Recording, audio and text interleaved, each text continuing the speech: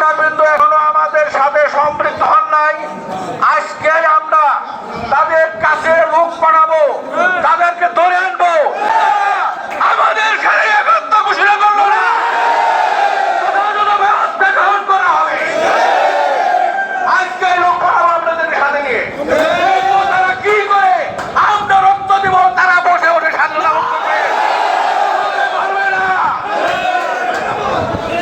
কোন হুমকিতে দামকি আমরা ভয় পাই না, মুখ পেয়ে দিব।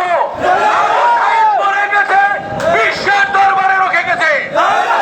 আনসার বাহিনী দেখিয়ে দিবে বাংলাদেশে আনসার বাহিনী নামে একটা সংগঠন আছে, বিশ্বের শ্রেষ্ঠতম একক বাহিনী।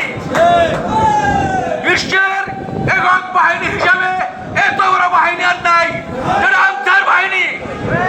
ঠিক আছে, আপনাদের কাছে আমার দাবি, কোন অবস্থাতেই কেউ কারো কথায় কুমন্ত্রণায় পথভ্রষ্ট হবেন না। ঠিক আছে, আমি আর অত কথা বলবো না, আপনারা ভালো থাকবেন। কালকার মাঠে আমরা